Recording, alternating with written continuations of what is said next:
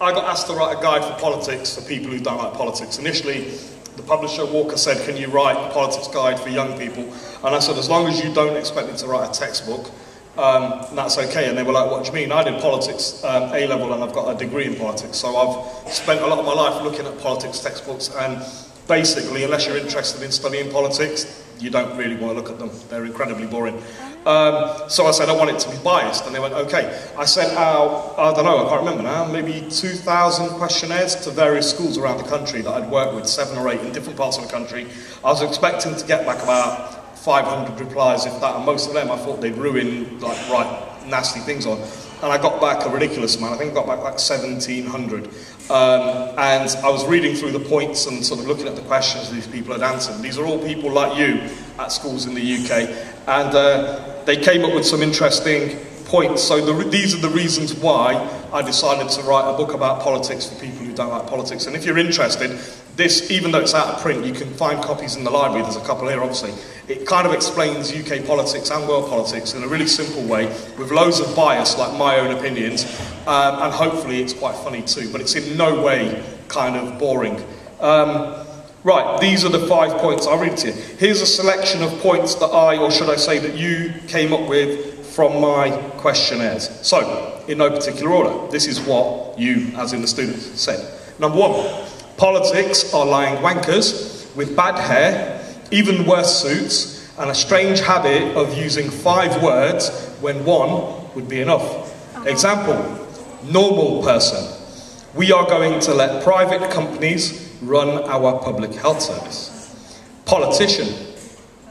There are factors within the health service which make it imperative that we add an element of market-led initiatives in order to better utilise scarce resources, encourage measurable performance, and create a culture in which competition is seen as beneficial, with all services being consumer-oriented and led. Number 2, the media like to tell us half-truths and opinions wrapped up as facts, and occasionally, some of the media, they just tell us lies. Example.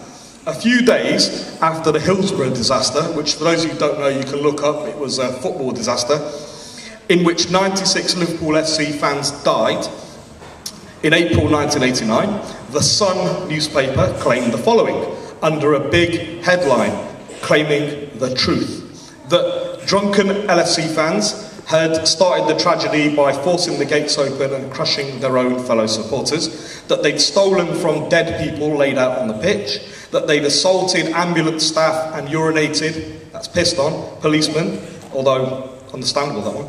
They stole cameras from press photographers. Every single one of those allegations was completely and proven to be completely untrue. And a few months later, the Sun admitted to it. But by then, the damage was done. As they say, mud sticks. Years later, certain politicians and a well-known, now dead football manager have repeated these false allegations.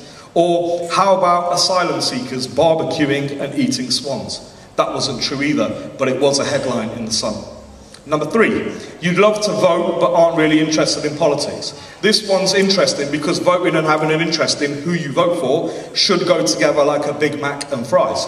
Of course, you're not alone. A lot of adults who can vote are the same too. The only reason I voted in the 2005 election was because my sitting MP is an arsehole and I wanted to get rid of him. The slimy, greasy git is still there, unfortunately. Number 4.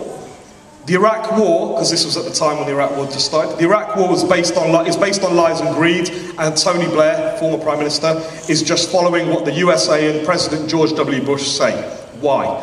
Or to quote one 12-year-old, it says 14 in this, but she was actually 12. Why is George Bush such a lying prick, and why does Blair want to do everything the prick says? Number 5, why bother to vote? They're all the same. The real choice during the last election was which of the lying, greasy, shite suit-wearing parties you wanted to run the country. They were all promising to do the same things anyway. The Conservatives were going to be tough on immigration and everything else.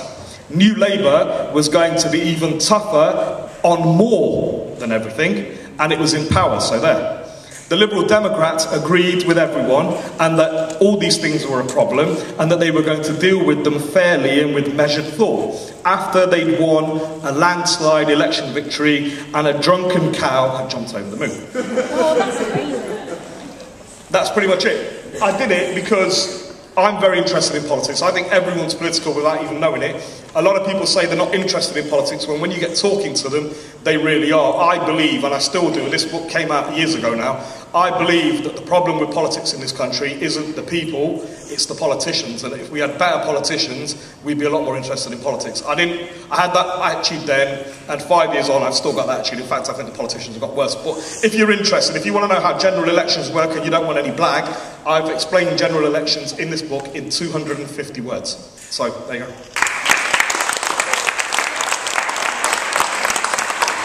Thank you. That's Bali Rai.